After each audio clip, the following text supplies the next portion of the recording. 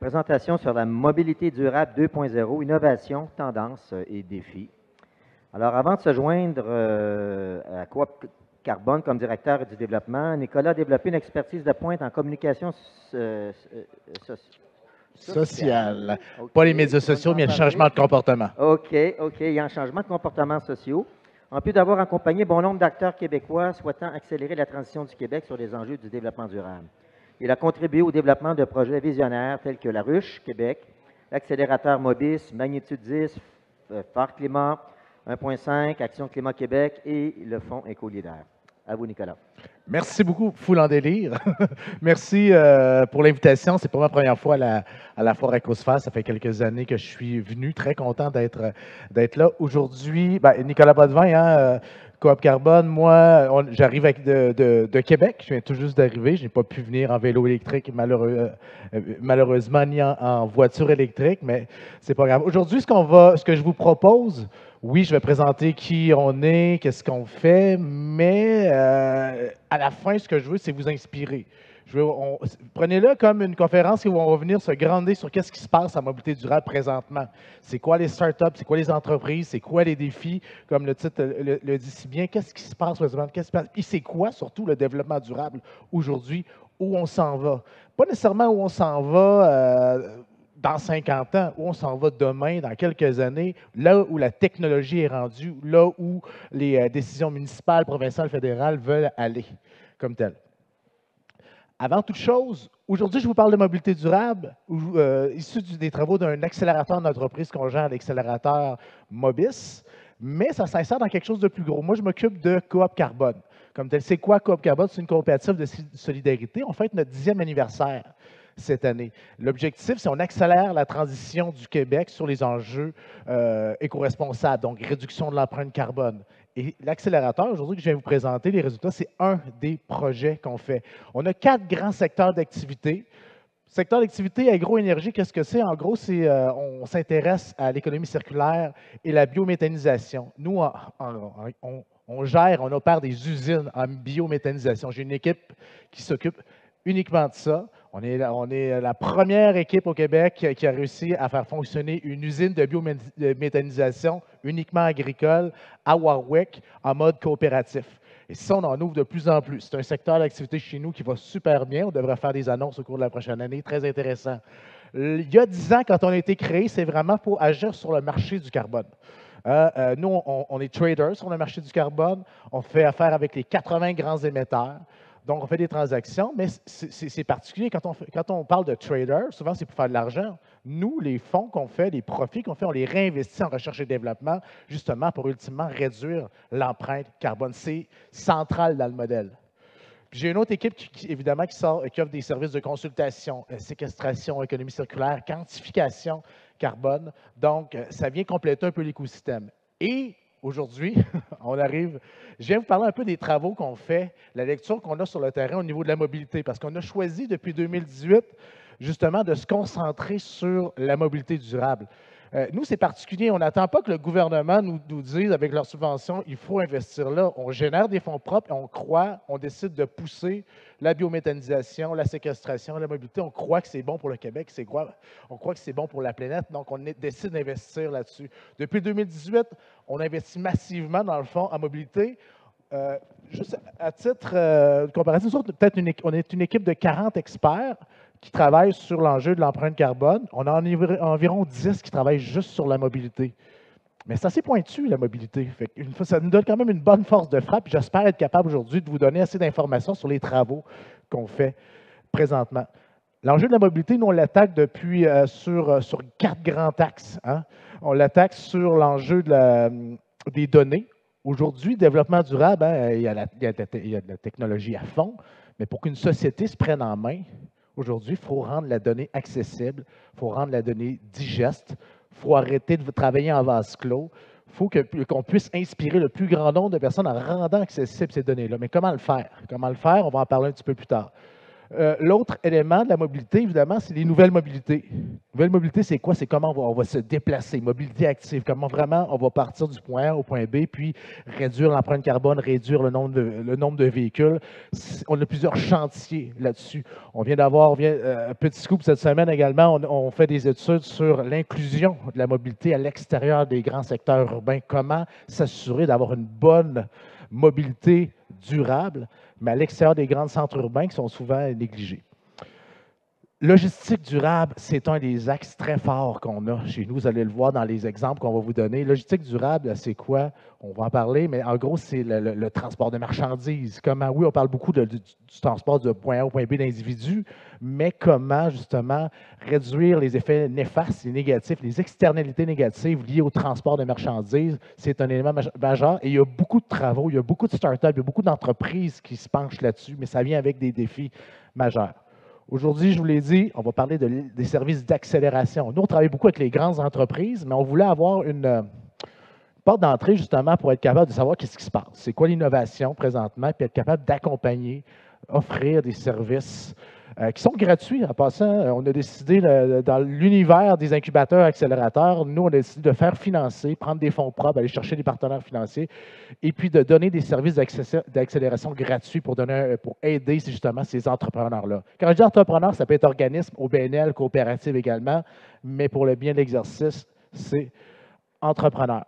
Avant de démarrer dans les exemples, avant de parler des entreprises, des défis qu'ils ont vécu, les innovations sur lesquelles ils travaillent, ce que vous allez pouvoir voir à Magog, j'espère, au cours des prochains mois, prochaines années, c'est intéressant de se rappeler c'est quoi la mobilité durable. La mobilité durable, ce n'est pas que prendre son vélo à la place de son auto pour aller travailler, c'est beaucoup plus complexe que ça. On se rappelle, hein, il y a les trois sphères de la mobilité durable, qui est l'environnement, le social et l'économique. Il faut que ça soit les trois entremêlés. Aujourd'hui, pour être durable, la mobilité doit être efficace, évidemment, sécuritaire, doit être périn dans le temps, ça doit être équitable et intégré au milieu et compatible avec la santé humaine et les écosystèmes. Facile à dire, sauf que nous, quand on reçoit des projets, on doit évaluer si c'est une solution de mobilité durable ou non. Et des fois, renvoyer les promoteurs de projets à la table à dessin pour être capable, justement, d'ajuster le tir pour que ce soit réellement durable. Pas juste se concentrer sur « Ah, moi, j'ai fait un vélo électrique, une nouvelle solution électrique. Écoute, il y a un cycle de vie du projet. Qu'est-ce qu'on fait avec les batteries? Est-ce que c'est quelque chose qu'on avait besoin, quelque chose qu'on n'a pas besoin? Est-ce qu'on fait juste ajouter un autre mode de mobilité inutile? » On a été confronté à ça beaucoup là, au cours de la dernière année. Et nous, dans le fond, on se doit d'être gardien de tout ça. C'est le leitmotiv de l'accélérateur. Mobilité durable, pourquoi on va là? C'est le talk of the town. Hein? C'est vraiment, on entend beaucoup parler du changement climatique, autre chose, mais au niveau des chiffres, nous, on se rappelle bien, la mission de Coop Carbone, c'est l'empreinte des GES. Mais il y a une augmentation majeure liée justement au transport. Pas que le transport, mais pourquoi on a décidé d'aller dans la mobilité, c'est parce que le générateur de GES majeur, c'est le transport. T'sais, depuis 90, 45 de GES de plus au Québec liés au transport. Là. Donc, c'est quand même majeur. J'arrive bientôt aux innovations, mais avant, pour bien comprendre l'univers de la mobilité, il faut comprendre dans quel monde on arrive. Ce n'est pas parce qu'on a une idée géniale pour enlever des véhicules sur les routes, pour électrifier, pour de la mobilité active. Bien, vous savez comme moi, quand on arrive dans un monde d'entrepreneuriat, il faut savoir dans quoi on met les pieds. Qui sont les gens qui vont nous aider? Est-ce qu'il y a le secteur universitaire, les grappes industrielles? Et qui sont les gens qui sont contre un peu également ma solution? Est-ce que ma solution répond à un réel besoin? Est-ce qu'elle comble vraiment un réel fossé? Bien, des fois, moi, on a rencontré beaucoup d'inventeurs, beaucoup d'entrepreneurs qui adorent leurs idées, mais c'est intéressant d'aller justement confronter ça à la réalité dans des milieux, voir un peu si ça répond aux réels besoins.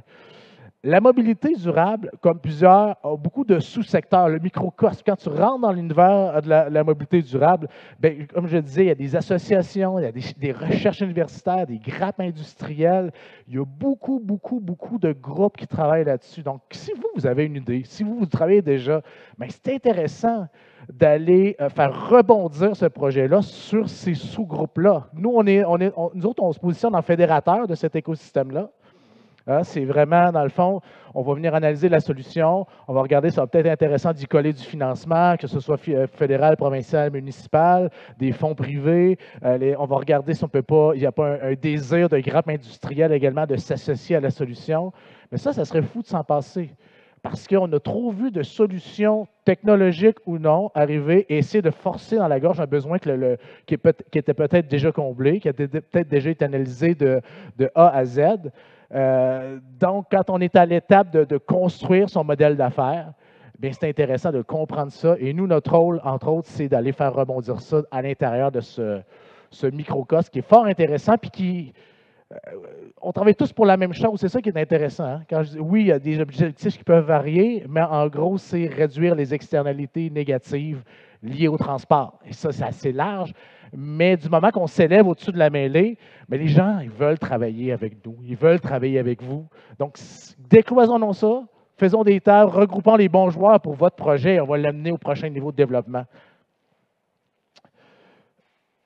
Maintenant, passons maintenant à nos services d'accélération. Qu'est-ce qu'on a fait? Je vous l'ai dit tout à l'heure, ce que je veux aujourd'hui, je vous explique sur quoi on a travaillé, c'est qui les entreprises qu'on a accompagnées. On a accompagné plus de 50 entreprises dans la dernière année qui touchent de près ou de loin, bien, pas de loin, mais assez près de la mobilité, évidemment.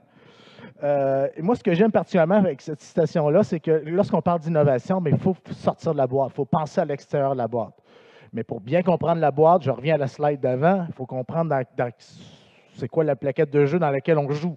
Il faut savoir qui peut être là pour nous aider, qui sont les acteurs clés. Donc, pour penser, des fois, j'ai des entrepreneurs qui sont arrivés chez nous, puis ils étaient sûrs d'avoir inventé le Nextplus Ultra, mais il y a déjà des groupes qui l'ont déjà inventé. Et on faisait une veille internationale, ça existait déjà, ou finalement, il n'arrivait pas à quelque chose nécessairement de nouveau, ou carrément, il arrivait à quelque chose que le milieu n'avait pas besoin. Ça, c'est intéressant, puis c'est important de pouvoir le jouer. Mobile, ça existe depuis 2018 officiellement. On a lancé un nouveau parcours d'accélération l'année dernière qui a eu un fort succès. Je ne vais pas tout faire la genèse des incubateurs et accélérateurs. Il y en a quand même beaucoup au Québec. Là où on se distingue, je l'ai dit tout à l'heure, c'est un service qui est gratuit. Parce que souvent, les entrepreneurs sont abonnés à plusieurs incubateurs, accélérateurs. Ça varie entre 1 000 et 10 000 quand tu fais un accompagnement, c'est une chose. Et nous, on fait de l'accélération, c'est différent de l'incubation. L'accélération, c'est après, c'est un peu plus proche de la commercialisation. On a déjà des solutions qui fonctionnent, mais on veut trouver des terrains d'expérimentation. On n'a pas de, comment je pourrais dire ça, de cohorte. C'est de l'accompagnement 1 à 1. On offre de l'expertise, on va lui fournir des experts, on va lui fournir des terrains d'expérimentation, donc c'est important dans la démarche. Aujourd'hui, je vous propose de passer nos 3 axes stratégiques, puis donner des exemples d'entreprises qu'on a accompagnées dans la dernière année en lien avec ça. Logistique urbaine, je le passe rapidement, j'ai abordé le sujet tout à l'heure, c'est quoi? C'est vraiment l'enjeu. Nous autres, l'enjeu majeur, c'est le transport. Comment faire pour enlever des véhicules sur les routes? Comment faire pour que la livraison de marchandises, ça soit juste des camions plus pleins? Imaginez, là, avec la COVID, ça fait quoi? Ça fait 2 ans là, que les livraisons ont explosé partout. Hein. Vous voyez peut-être dans des livraisons UPS, Amazon, un petit peu partout, mais dites-vous que c'est la jungle présentement.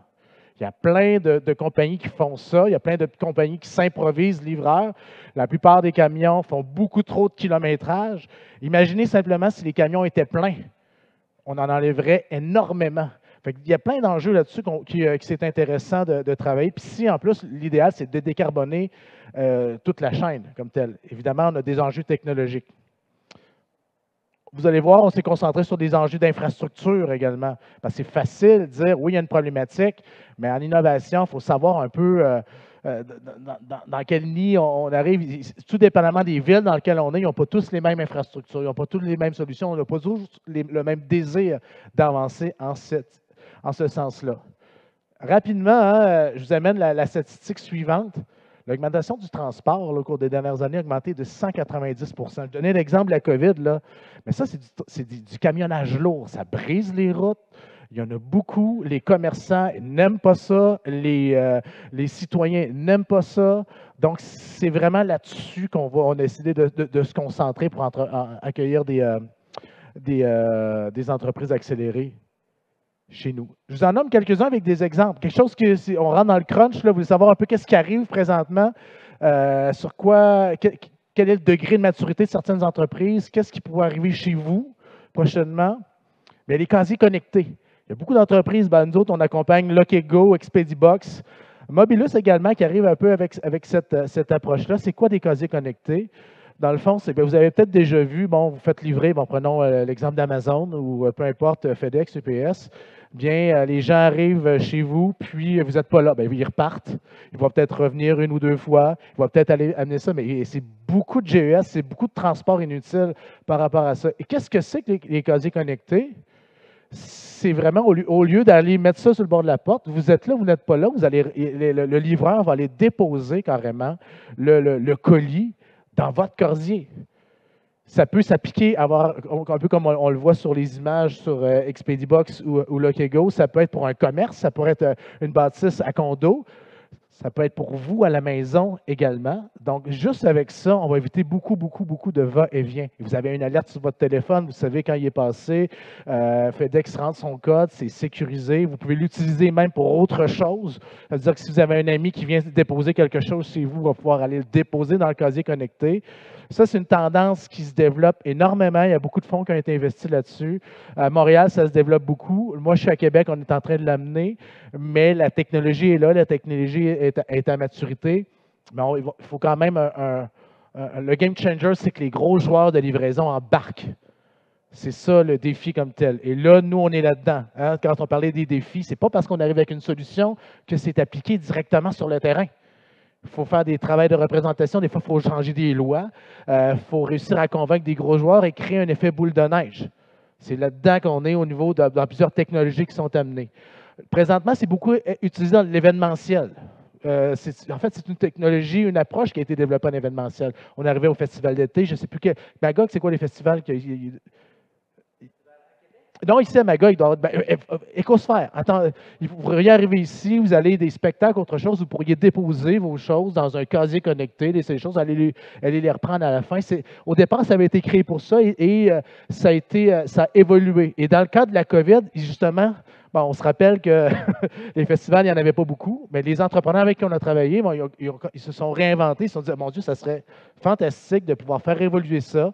Et pour le secteur de la livraison comme tel. C'est un peu la genèse un peu de ce projet-là.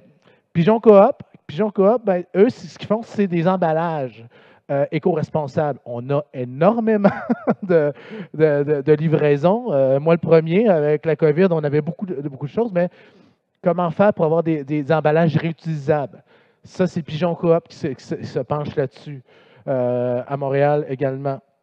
Tout ce qui est achat local, on voit Cercle local, Panier québécois, c'est des entreprises qui veulent axer sur l'économie locale, la livraison locale, un agrégateur de commerçants. C'est tous des solutions qui se penchent là-dessus, tout comme Arrivage. Arrivage, c'est davantage un peu de la nourriture. Par contre, même chose pour le marché Hansik. Gros mouvement également, là, énorme mouvement en fait qui arrive, là, c'est la cyclo-logistique. Quand je dis cyclo-logistique, lié, on se rappelle, on est dans l'axe de logistique urbaine, c'est que la livraison de marchandises, on veut qu'elle soit décarbonée. On a fait plusieurs projets pilotes à Montréal, il y a plein de solutions qui arrivent. Maintenant, je ne sais pas si c'est arrivé ici encore, mais là, il y a des technologies de vélo cargo électrique, où là, carrément, la livraison ne va pas se faire en véhicule à essence, mais bien à vélo. Et on est capable d'enlever énormément de véhicules sur les routes présentement. Nous, on accompagne, nous, à Montréal, on a fédéré une communauté de livraison à vélo et on a amené des terrains d'expérimentation pour tester tout ça. Je vais vous le présenter également. On opère des hubs de transbordement.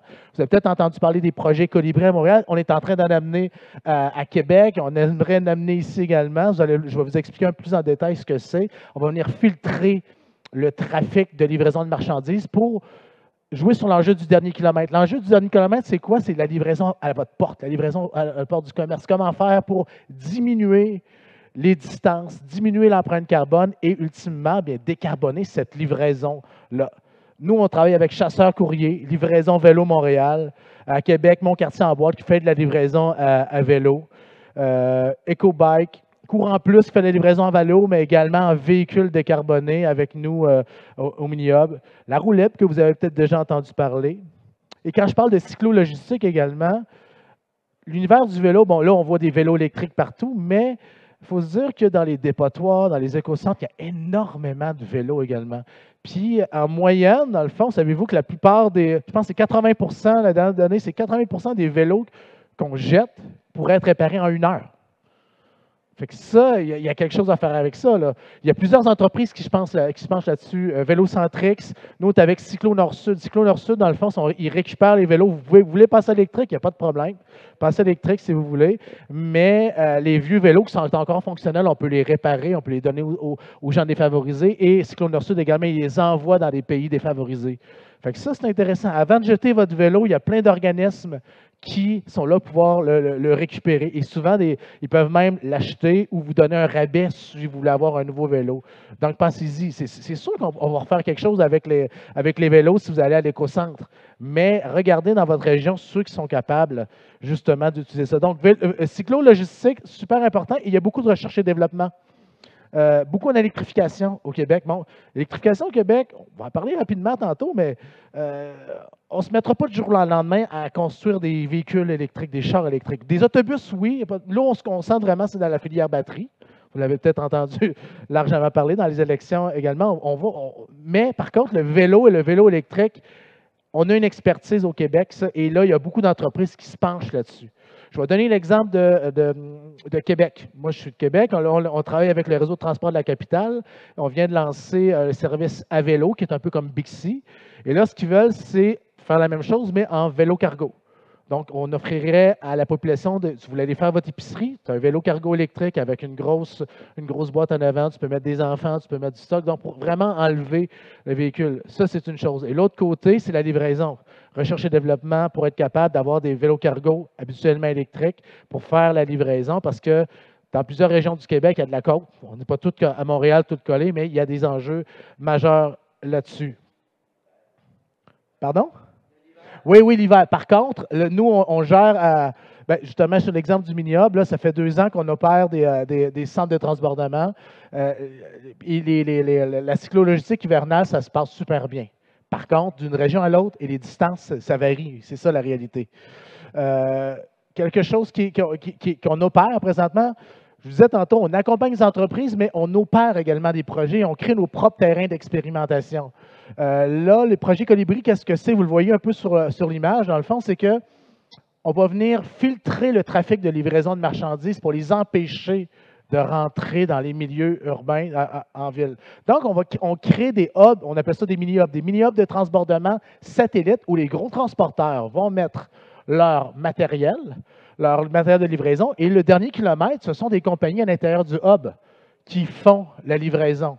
Ça veut dire beaucoup de moins de distance, beaucoup moins de GES, beaucoup moins de gros véhicules dans les routes qui brisent et des allers-retours inutiles. Et ça se passe super bien. Nous autres, on ouvre il est déjà ouvert, mais on fait le lancement avec la mairesse dans 3 semaines. Notre deuxième hub de transbordement. Ça, c'était le premier hub de transbordement qu'on appelle Colibri, qui était dans la station, la gare d'autobus à Montréal, si vous êtes déjà allé, jadis. On a repris les espaces pour créer le premier hub. Maintenant, on en crée un deuxième à Iberville. Ce qui est intéressant, tantôt, je le disais, il faut que les gros joueurs embarquent.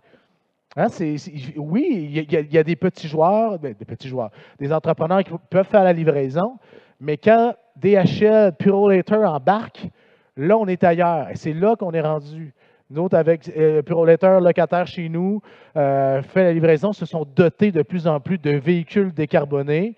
Là, on s'est rendu compte avec les sondages également que les gens apprécient ça. C'est intriguant. Tu vois un super beau vélo cargo, un beau véhicule qui passe en avant de chez vous, ça attire l'attention. C'est quelque chose qu'on n'avait pas imaginé au départ. On se concentrait beaucoup sur l'effet, mais ça amène une dynamique intéressante. Et ça, c'est quelque chose qu'on veut sortir de la métropole. On fait les études présentement à Québec, ça pourrait très bien arriver ici, mais ultimement, on enlève des véhicules sur la route.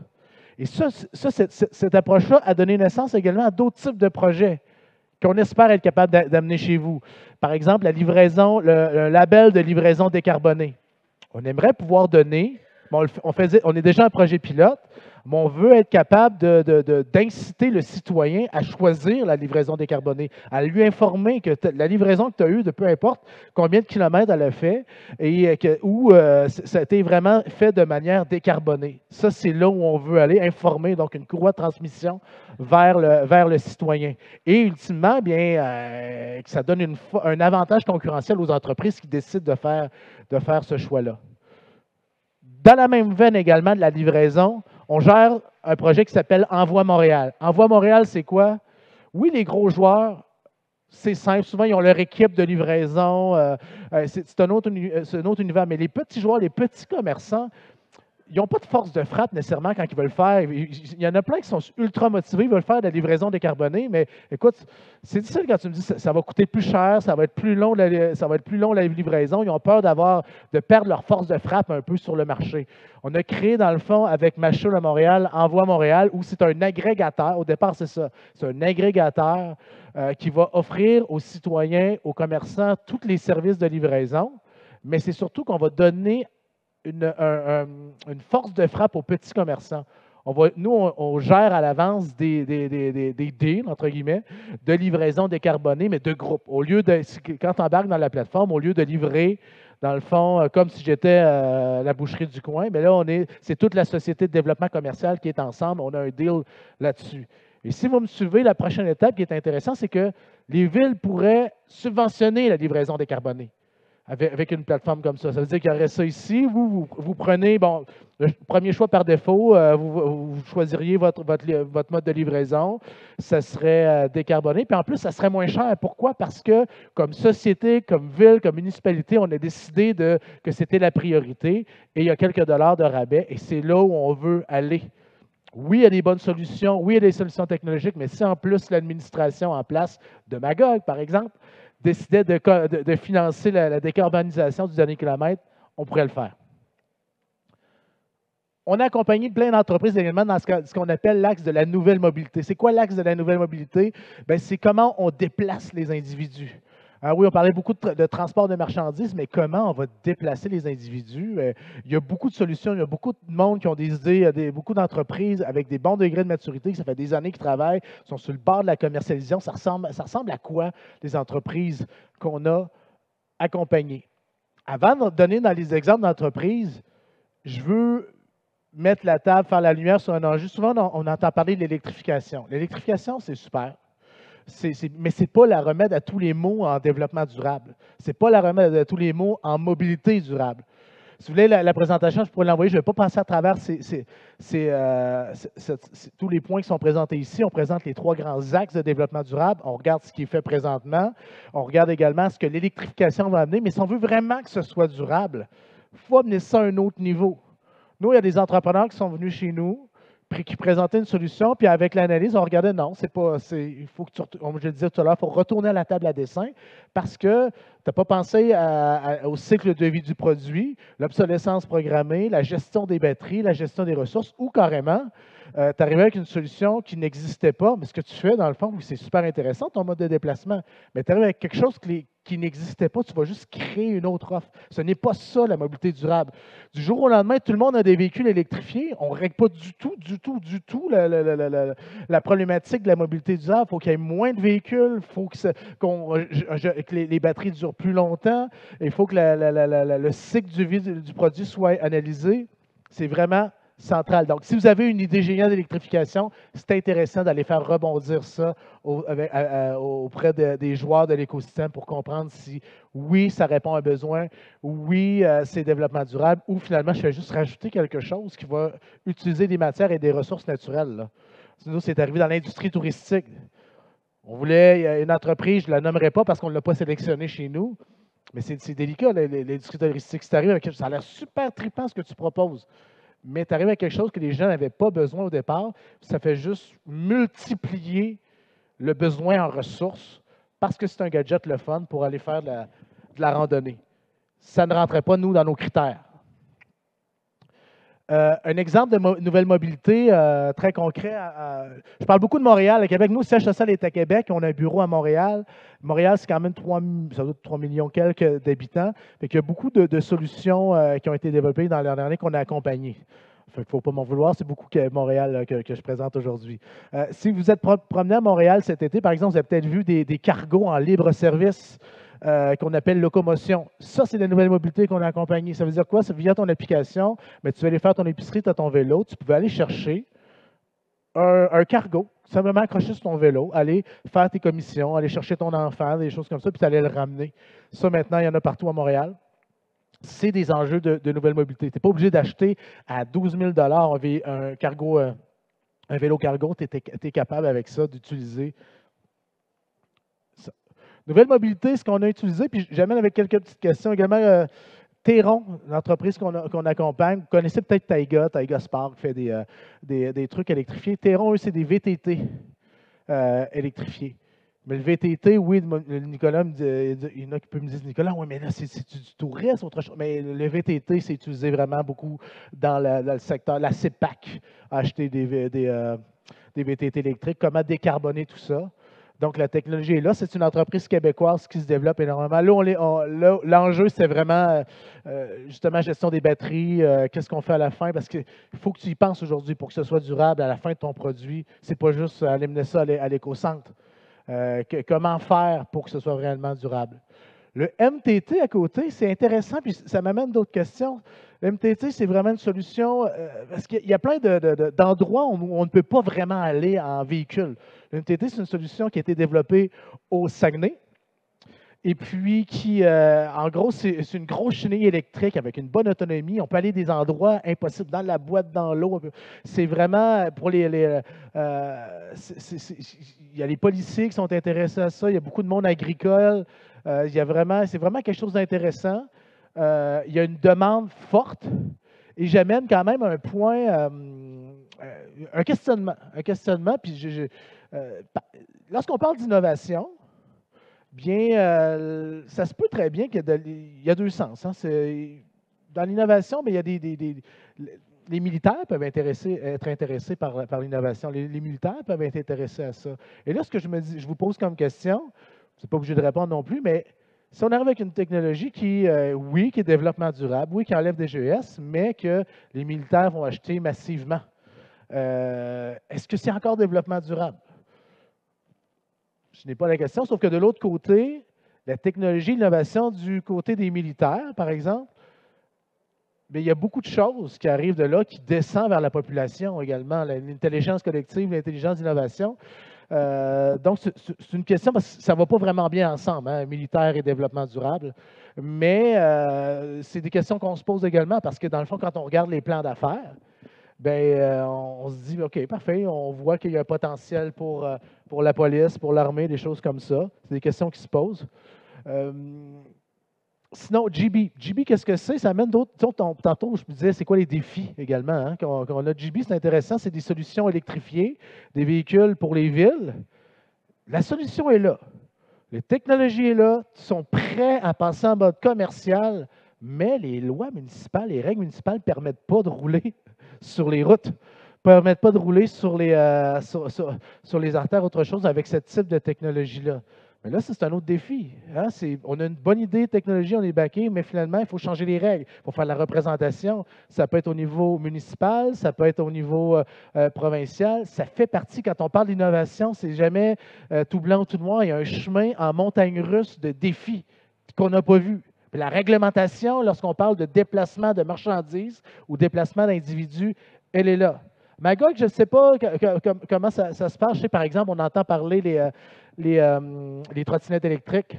Tout dépendamment où tu es au Québec, tu n'as pas le droit d'utiliser ta trottinette électrique sur les pistes cyclables. Je pense qu'à Québec, c'est toléré. Ici, je ne sais pas, mais ça revient dans les règles, hein, dans les règles municipales, des choses comme ça. Vous gérerez mon temps. Hein? Moi, je parle, j'ai un verbomoteur, je peux parler bien longtemps. FTEX, Cap Solar, c'est intéressant. Cap Solar, c'est quoi? C'est une entreprise, c'est l'énergie solaire. L'énergie solaire, bon, il y a un boom incroyable présentement. Certains diront, on est au Québec, qu'est-ce qui se passe l'hiver? Oui, je suis d'accord avec ça, mais n'empêche qu'il y a beaucoup d'entreprises qui se concentrent là-dessus. Cap solaire, dans le fond, c'est pour les véhicules. Là, on voit un buzz total sur les autos électriques, mais comment faire maintenant pour carrément recharger ton char électrique avec des panneaux solaires? Cap solaire, c'est ce qu'il propose. Recharger ton véhicule, les véhicules électriques avec l'énergie solaire. Quantum Bike, eux, font de la recherche et développement sur des vélos cargo. Vélos cargo, au cours des prochaines années, vous allez en voir de plus en plus et de plus en plus. Au Québec, on a une super expertise là-dessus. Et avec l'électrification des transports, justement, l'enjeu des côtes est beaucoup moins impactant. FTEX, eux, se concentrent. Bien, leur innovation, vous l'avez peut-être déjà vu passer au Dragon, mais ils vont maximiser l'utilisation des batteries. Technologie qui permet, je pense, c'est jusqu'à 20 de plus au niveau des batteries. Tu es capable d'avoir une capacité de batterie de 20 de plus. Mine de rien, l'énergie, c'est central aujourd'hui dans les solutions. J'ai toujours la misère à le prononcer, Eco Aeolic Top System. Ça, c'est pour le camionnage lourd. Eux, ce qu'ils font, dans le fond, c'est qu'ils vont utiliser le vent. Ils vont vraiment créer un toit aérodynamique pour enlever du poids sur les routes. Dans le fond, plus le camionnage lourd détruit les routes, c'est extrêmement lourd, mais en utilisant justement ce système-là, ils sont en train de compléter leur phase de financement présentement. C'est une compagnie allemande qu'on accompagne qui a décidé de s'installer au Québec. Bien, si on installait ça sur les véhicules, ça enlève du poids sur les routes, donc on enlève vraiment des taux de réparation, autre chose. Mais il y a encore des enjeux de règlement et autre chose, mais c'est des technologies super intéressantes. Je sais que le temps file, je parle beaucoup trop. Mais données en mobilité, je parlais tantôt, il y a beaucoup de choses, beaucoup de travaux, beaucoup d'entreprises qu'on accompagne qui travaillent qui ont des enjeux de données, hein, de cybersécurité, autre chose. Nous, on attaque vraiment cet enjeu-là, je le disais tantôt, parce qu'on doit démocratiser la donnée, on doit rendre la donnée digeste, mais aujourd'hui, on l'a vu, puis je ne vais pas nommer de grandes entreprises là, qui ont combiné à amener ça sur la place publique, mais un entrepreneur qui commence, qui doit générer de la donnée, qui doit utiliser la donnée de traçabilité des individus, des données facturables, bien, écoute, l'enjeu de cybersécurité, c'est un frein majeur quand on n'existe presque pas. Quand on est une start-up, il y a des clients qui ont peur de ça. Nous, on est là pour les accompagner, les sécuriser, leur donner les bonnes ressources et puis faire une grande différence entre ce que c'est données ouvertes et données partagées. Ça aussi, c'est un élément majeur. Nous, pour attaquer cet élément central-là, on est avec Montréal en commun, on gère un centre d'excellence numérique en innovation ouverte lié à la donnée. Ça veut dire quoi? C'est que tout ce qui va générer du transport, tout ce qui va générer de la donnée de traçabilité, qu'est-ce qu'on fait avec ça? Il y a des entreprises, on va attaquer ça sous l'angle de la gouvernance, l'angle de la cybersécurité, l'angle de la donnée partagée. Comment on peut partager de manière sécuritaire? Puis je vous le rassure, là, ça se fait super bien aujourd'hui, mais il y a beaucoup d'éducation à faire là-dessus. Des entreprises qu'on accompagne présentement qui génèrent de la donnée. Hein? On a GreenPlay. GreenPlay, c'est quoi? C'est appelons-le pour l'instant une application, mais qu'on utilise le vecteur de la ludification, gamification. C'est quoi? C'est pour la mobilité active. C'est qu'aujourd'hui, avec votre téléphone, quand vous vous déplacez, l'algorithme de l'application de GreenPlay va identifier quel mode de transport vous avez. Est-ce que vous marchez? Est-ce que vous êtes à vélo, transport en commun ou en automobile? On est capable de le faire maintenant. Mais ce que ça va faire, oui, la donnée est intéressante. Eux, leur approche, c'est qu'ils vont vous récompenser. Donc, quand je dis gamification, c'est utiliser les mécanismes du jeu pour changer un comportement, puis dans ce cas-ci, vous inciter à prendre votre vélo puis avoir la mobilité active. Ça veut dire que vous allez cumuler des points, que vous allez dépenser chez des commerçants qui sont sur votre trajet. Fait que ça devient super intéressant. Alors, on finance ça maintenant avec Exo à Montréal. Il y a des villes qui veulent embarquer également là-dedans. Les sociétés de développement commercial trouvent ça super intéressant parce qu'on vient combiner. Plus tu vas prendre ton vélo ou mobilité active, plus tu vas cumuler des points et de l'argent souvent qui sont financés par les villes que tu vas les dépenser chez vous. C'est fabuleux, mais ça vient avec des défis. On gère de la donnée, de la traçabilité. Qu'est-ce qu'on fait? Le citoyen va-tu être à l'aise de faire ça? Fait que là, nous, on l'accompagne beaucoup justement dans l'expérience utilisateur, mais vraiment dans la gestion de la donnée. Qu'est-ce qu'on fait avec ça? Parce qu'on l'a vu, nous, il y a des clients qui sont frileux. Ils disent, OK, c'est super intéressant, mais moi, là, les données, qu'est-ce qu'on fait avec ça? Je ne veux pas être la prochaine entreprise qui va avoir une brèche de sécurité et on va perdre toutes les données. Personne ne veut ça. Mais c'est intéressant que nous, Mobius, ben, on est capable de donner un saut de qualité sur ces innovations-là. XMAP, ben, c'est un peu le même principe avec le même principe. Ce n'est pas du tout la ludification, mais l'utilisation des données pour refaire l'architecture des villes. DVAR, c'est de la gestion de données c'est comme un agrégateur de livraison. Mais quand tu as plusieurs compagnies de livraison puis tu veux optimiser la livraison, ben c'est sûr que tu as la donnée de plusieurs partenaires. La donnée aujourd'hui, souvent c'est la réelle valeur d'une entreprise. C'est central, fait qu'il faut que ça soit sécurisé.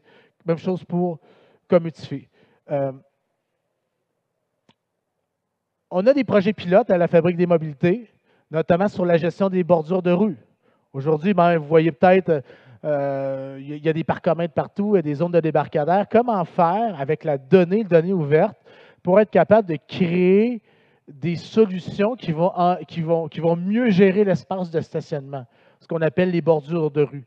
Nous, on travaille avec un commun technologique. Commun technologique, c'est ça. Dans le fond, la problématique avec la donnée, je ne veux pas perdre personne avec ça, mais c'est que tout le monde travaille avec des langages différents. Si on veut que les gens trouvent des solutions, oui, il faut donner la donnée accessible. Quand je dis qu'il faut que la donnée soit digeste, il faut qu'on parle le même langage. Si on s'entend au Québec, à Magog, lorsqu'on parle, par exemple, de bordure de rue, on rend la donnée accessible que tout le monde comprend. Et c'est là où l'innovation, l'intelligence collective va être capable d'amener des solutions pour enlever des véhicules sur les routes. Et puis, surtout, ben, dans ce cas-ci, la meilleure utilité, c'est gestion des espaces de débarcadère. Il n'y a pas un parking de plein, mais là, il y a des débarcadères vides. Comment mieux utiliser ça? Ou le cas contraire, on arrive, il y a 3 gros camions en ligne parce qu'ils attendent tous le même débarcadère. Mais comment faire pour mieux utiliser cet espace-là? L'enjeu de la mobilité également passe par la mobilité intégrée aujourd'hui, la gestion de la donnée. Je faisais une annonce, on a fait une annonce avec le maire de Québec, Bruno Marchand, jeudi, qui veut devenir la première ville au Canada à aborder l'enjeu de front de la mobilité intégrée. Mobilité servicielle, mobilité intégrée, mobilité as a service, c'est la même grande chose. En gros, c'est qu'aujourd'hui, le citoyen a un accès à plusieurs solutions intermodales de transport, un cocktail de transport assez incroyable. Ça arrive, tu sais, vélo cargo, vélo partagé, service à la demande, il y a des communautos, des taxis, il y a des Uber.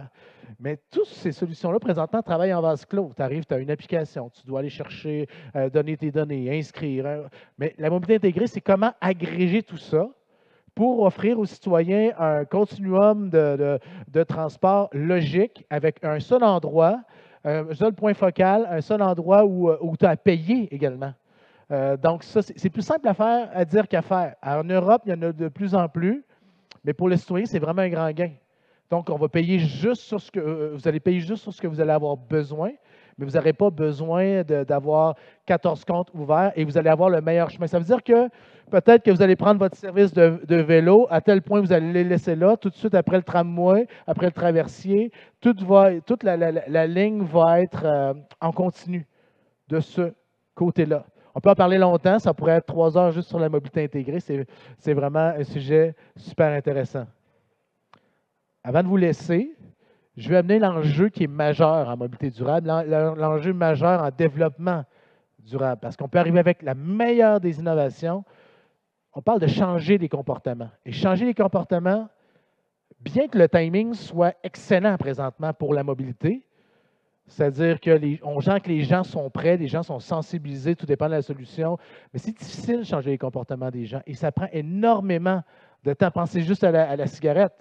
Aujourd'hui, mais ça a pris des années. C'est vraiment pas du jour au lendemain où on est capable d'influencer. Fait que nous, dans le fond, on vient vraiment allumer la flamme.